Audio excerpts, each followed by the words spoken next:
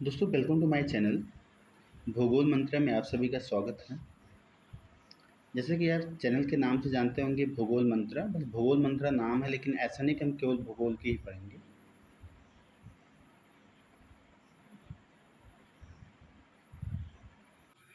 तो दोस्तों हम जीएस का ये हमारा एक पार्ट है, जो हमारा पहला पार्ट है ऐसे पढ़ने के लिए चल रहे हैं। इसमें हमने 25 क्वेश्चंस को लिया है और हम इसे अच्छे से पढ़ेंगे, डिस्क्राइब से पढ़ेंगे। ये हमारा है पार्ट संविधान से लिया गया है। संविधान का स्टार्टिंग पॉइंट है कि संविधान का निर्माण कहाँ हुआ था, कैसे हुआ था, उसी संबंधित हमने 25 क्वेश्चंस लिए हैं और भी हमारा ये सीरीज चलता रहेगा। तो जो भी नए व्यक्ति हैं, जो भी नए यहाँ पे हमारे चैनल पे नए आए हैं, और हमारे चैनल को सब्सक्राइब करें, लाइक करें और शेयर करें। तो जैसा कि हमारा पहला क्वेश्चन है हमारा कि 1922 में निम्नलिखित में से किसके द्वारा यह उद्गार व्यक्त किया गया कि भारतीय संविधान भारतीयों के इच्छा अनुसार होगा। तो अभी ये हुआ था कि 1922 में किसने कहा कि जो भी संविधान बनाया जाएगा। देखिए संविधान तो जाके बना लगभग 1947 में, देश आज़ाद हुआ उस समय। 1949 में ये बना, लागू हुआ। 1950 में ये पूर्ण रूप से लागू हुआ। तो लेकिन इस फर्स्ट टाइम में स्टार्टिंग में हमारा क्वेश्चन करा कि 1922 में किसने कहा था कि ये भारतीयों की इच्छा के अनुसार होगा। तो इसमें हमारा आंसर है महात्मा गांधी।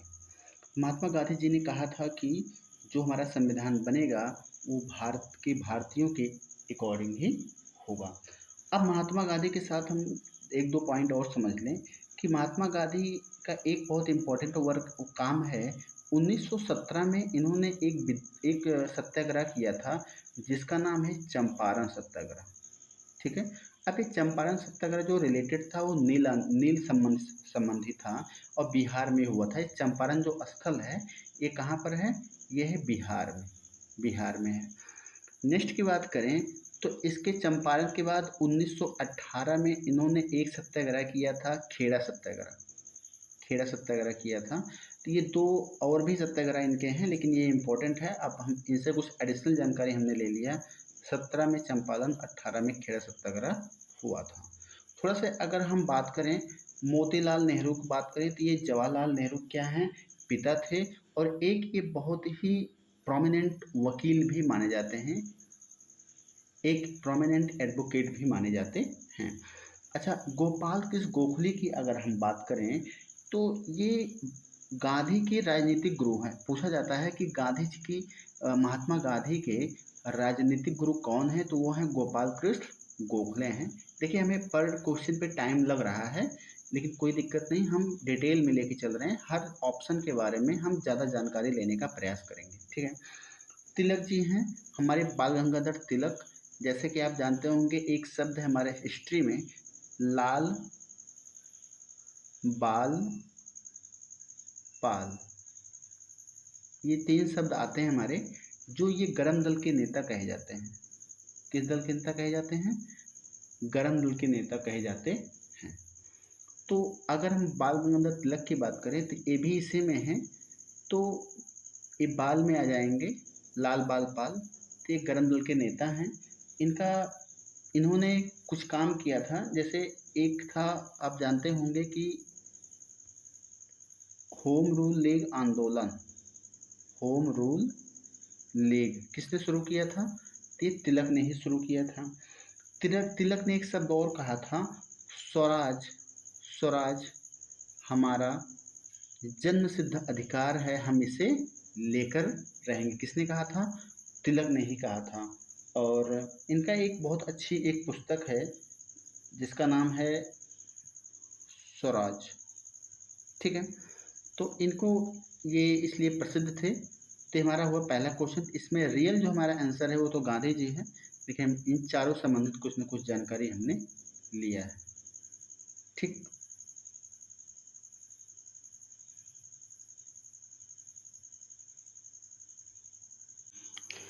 तो आगे हम देखते हैं दूसरा क्वेश्चन हमारा है। दूसरा क्वेश्चन है हमारा, एक मिनट। दूसरा क्वेश्चन है हमारा कि 1924 ईस्वी में किसके द्वारा ब्रिटिश सरकार ने यह मांग की गई कि भारतीय संविधान के निर्माण के लिए संविधान का एक गठन किया जाए। मतलब कोई भी चीज़ हम बिना गठन किए तो कर नहीं सकते, लेकिन किसने सर्वप्रथम इसे मांग किया था कि एक संविधान सभा का गठन किया जाए? तो इसे बोले थे कौन? मोतीलाल नेहरू। कौन, किसने कहा था? मोतीलाल नेहरू। मोतीलाल नेहरू कौन थे? तो ये थे जवाहरलाल नेहरू के पिताजी थे। महात्मा गांधी के बारे में हमने समझ ही लिया है। गोपाल कृष्ण गोखले जो कौन थे? एक गांधी के राजनीतिक गुरु थे। एम एन राय की अगर हम बात करें तो सबसे पहले एम एन राय का पूरा नाम हम समझते हैं। इनका नाम था मानवेंद्र नाथ राय। इनका पूरा नाम था मानवेंद्र नाथ राय। अच्छा, संविधान की जो सभा की अवधारणा 1934 में दिया गया था, तो इन्होंने ही दिया था। 1934 में एक अवधारणा दिया गया था, उसे एम एन राय ने ही दिया था। यहाँ पे जो 24 में कहा गया है, 1924 में ये मोतीलाल नेहरू ने कहा है। ठीक, आइए हम नेक्स्ट क्वेश्चन देखते हैं। अगला क्वेश्चन है हमारा, कह रहा है कि संविधान सभा के विचार का औपचारिक रूप से प्रतिपादन किसके द्वारा किया गया था? देखिए, उसमें था कि लोग केवल कह रहे थे, लेकिन औपचारिक रूप से प्रतिपादन किसने किया है? तो एक लाइन में हमारा आंसर होगा एम एन राय ने किया था, कि संविधान सभा के लिए विचार का औपचारिक प्रतिपादन किया था कि संविधान सभा एक होना चाहिए और हमें संविधान सभा का गठन करना चाहिए। जवाहरलाल नेहरू की अगर हम बात करें तो इनसे एक बहुत इम्पोर्टेंट क्वेश्चन यहाँ से बनता है कि उद्देश्य प्रस्ताव किसने पेश किया था? उद्देश्य प्रस्ताव तो जवाहरलाल नेहरू थे। और कब पेश किए थे? ये किए थे 13 दिसंबर 1946 को। कौन पेश किया था? जवाहरलाल नेहरू ने किया था। मोतीलाल नेहरू जान ही रहे हैं, महात्मा गांधी के बारे में हम समझ ही लिए हैं। आगे देखते हैं, हमारा अगला क्वेश्चन है हमारा, कह रहा है कि संविधान सभा को किसने मूर्त रूप प्रदान किया? किसने मूर्त रूप प्रदान किया? तो ये प्रदान किए थे जवाहरलाल नेहरू। ठीक है, नेक्स्ट क्वेश्चन, कांग्रेस ने किस वर्ष किसी प्रकार के बाह्य हस्तक्षेप के बिना भारतीय जनता द्वारा संविधान के निर्माण की मांग को लेकर प्रस्ताव पारित किया था? बताइए। 1936 में एक प्रस्ताव पारित किया था, कौन? कांग्रेस ने किया था, बिना हस्तक्षेप के, कि हम जो है संविधान की मांग करेंगे। ठीक है, अगला क्वेश्चन हमारा है, 1938 में किस व्यक्ति ने वयस्क मताधिकार के आधार पर संविधान सभा गठन की मांग किया था? तो वयस्क मताधिकार के आधार पर, मतलब जो वयस्क हो चुके हैं उन वो मत देंगे, ऐसा नहीं कोई मत दे दे। तो इसके लिए कौन कहा था जवाहरलाल नेहरू ने। ठीक, और अगर हम बात करें और सबके बारे में, तो महात्मा गांधी के बारे में हमने कुछ एडिशनल जानकारी ले ही लिया है। इसके बाद बचते हैं हमारे वल्लभ भाई पटेल। तो वल्लभ भाई पटेल के बारे में आइए कुछ जानते हैं हम। ये हमारे भारत के प्रथम उप प्रधानमंत्री थे। क्या थे? उप प्रधानमंत्री थे। और इन्होंने बहुत अच्छा काम एक किया था, रियासत का विलय किया था। इसी बारे में कभी पढ़ेंगे हम, रियासत विलय क्या था। क्योंकि जब हमारे यहाँ देश आज़ाद होने से पहले बहुत सारी रियासतें होती, रियासत क्या होता है? राज रजवाड़ों का, उसे रियासत कहा जाता है। तो कुछ रियासतें ऐसी थी जो खुद सरकार मतलब एक स्वतंत्र मानना चाहती थी, लेकिन उन्हें सरकार में विलय करवाया था। बहुत अच्छा कार्य इन्होंने किया था। सुभाष चंद्र बोस की बात करें तो सुभाष चंद्र बोस ने तो मान लीजिए कई काम इन्होंने भी किया है। इन्होंने एक फॉरवर्ड ब्लॉक की स्थापना किया है। किसने किया है? सुभाष चंद्र बोस ने किया है। इन्होंने कहा, तुम मुझे खून दो हम तुम्हें आज़ादी देंगे, खून दो हम तुम्हें आज़ादी देंगे। ठीक, आइए नेक्स्ट क्वेश्चन देखते हैं हम, थोड़ा समय लग रहा है। वर्ष 1942 में किस योजना के तहत स्वीकार किया गया कि भारत में एक निर्वाचित संविधान सभा का गठन होगा जो युद्धोपरांत संविधान का निर्माण करेगी? ठीक है। देखिए 1942 ये डेट याद रखिए। इस समय एक योजना आया था जिसका नाम था क्रिप्स योजना, क्रिप्स मिशन या क्रिप्स योजना कह सकते हैं, या क्रिप्स मिशन कहिए, 1942। लेकिन ये असफल रहा। क्या रहा? असफल रहा। इसका प्लान यही था कि ब्रिटिश तो उस समय जब ये आया था तो पूछता है कभी कभी भारत में जब 1942 में क्रिप्स मिशन आया था तब ब्रिटेन का जो था प्रधानमंत्री कौन था, तो उनका नाम था विंस्टन चर्चिल। विंस्टन चर्चिल नाम था उस समय। तो इन्होंने ये भेजा था कि युद्ध चल रहा, युद्ध हुआ, इसमें सब लोग जो युद्ध चल रहा है इसमें हमारा साथ दीजिए और हम इसके बाद जो है हम आप लोग को संविधान बनाने का पूरा पूरा अधिकार देंगे, बनाने के लिए कहेंगे, हम सहयोग करेंगे। लेकिन इनके ऊपर विश्वास नहीं किया गया, इसलिए ये असफल रहा। ठीक है। अच्छा, एक इसमें एक योजना था कैबिनेट मिशन योजना। ये कब आया था? ये आया था 1946 में आया था और इसमें 3 सदस्य थे। एक लॉरेंस थे, एक क्रिप्स थे और एक अलेक्जेंडर थे। लॉरेंस, क्रिप्स और अलेक्जेंडर, ये 3 लोग थे जो इसमें सदस्य का काम करते। अब अगर हम भीमराव अम्बेडकर की बात करें तो इनके बारे में कुछ कहना ही नहीं है। आप लोग जान रहे हैं संविधान सभा के, हमारे संविधान का निर्माणकर्ता उसके अध्यक्ष थे ही। तो ये सारी चीज़ें, सॉरी इस ये अगला क्वेश्चन हो गया। तो हाँ, इसमें हमारा आंसर होगा क्रिप्स योजना। 1942 में कौन सा आया था? क्रिप्स योजना आया था। अब माउंटबेटन योजना क्या था? ये अंतिम में जब हमारा देश आज़ाद हो गया 1947 में, तो उस समय यह योजना लागू था। इसी योजना के तहत हमारा देश क्या हुआ? बंटवारा हुआ था। तो माउंटबेटन ही लास्ट जो था वायसराय था, यहाँ का जनरल था, तो माउंटबेटन ही था। ठीक। अगला क्वेश्चन है, अब संविधान सभा के गठन की मांग सर्वप्रथम 1895 में किसके द्वारा प्रस्तुत की गई थी? तो हमारा 8वां क्वेश्चन है, इसमें हमारा आंसर होगा हमारे तिलक जी ने किया था कि संविधान सभा का 1895 में इन्होंने एक बार प्रस्तुत किया था कि हमें चाहिए संविधान। ठीक। आइए नेक्स्ट क्वेश्चन देखते हैं। क्या कि भारत की संविधान सभा का गठित करने का आधार क्या था? किस आधार पे संविधान सभा गठित किया जाए? तो हमारा अच्छा होगा कैबिनेट मिशन, क्योंकि और कांग्रेस प्रस्ताव होगा नहीं, डोमिनियन राज होगा नहीं।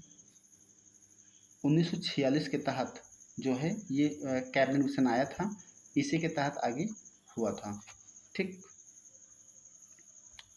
अगला क्वेश्चन हमारा है, भारत की संविधान सभा में किसके अनुसार गठित की गई? तो वही हुआ कैबिनेट मिशन, और सब आप जान ही रहे हैं। अगला क्वेश्चन है हमारा, सन 1936 में भारतीय राष्ट्रीय कांग्रेस द्वारा संविधान सभा गठन की मांग कहाँ पर हुई थी? बताइए क्या होगा? फैजपुर अधिवेशन। देखिए अधिवेशन कई हुए थे, ये अधिवेशन की शुरुआत ही हुआ था 1885 मुंबई में हुआ था अधिवेशन। प्रथम अधिवेशन कब हुआ था? 1885। कहाँ हुआ था? मुंबई में। और इसके अध्यक्ष कौन थे? व्योमेश चंद्र चटर्जी। ठीक। और स्थापना किसने किया था? ह्यूम में। क्या नाम था? ह्यूम। ये तो, और इसमें शुरुआत में 72 लोग भाग लिए थे। कभी कभी पूछ लेता है कितने लोग भाग लिए थे जब हमारा पहला कांग्रेस का पहला अधिवेशन हुआ था, तो इसमें 72 लोग भाग लिए थे। ठीक है। नेक्स्ट क्वेश्चन है कि कैबिनेट मिशन योजना के अनुसार संविधान सभा में कुल कितने सदस्य होने थे? जिसमें हमारा आंसर होगा कि जब हमारा संविधान सभा बना पहली बार, उसमें टोटल 389 सदस्य थे। ठीक है। अगला क्वेश्चन है, प्रस्तावित मूल संविधान में कुल सदस्यों का विभाजन किस प्रकार होना निश्चित हुआ था? तो ये निश्चित हुआ था कि ब्रिटिश प्रांत भी उसमें शामिल होंगे, देशी रियासत भी 93 थे, कमिश्नरी के 4 थे। तो हमारा आंसर होगा उपयुक्त सभी। कई जगहों के लोग उसमें शामिल थे, तब जाके 389 हुआ था। ठीक है। अगला क्वेश्चन है हमारा, भारतीय संविधान के विभिन्न प्रांतों के लिए 292 सदस्यों का निर्वाचन होना था। इनमें से कांग्रेस से कितने प्रतिनिधि निर्वाचित होकर आए?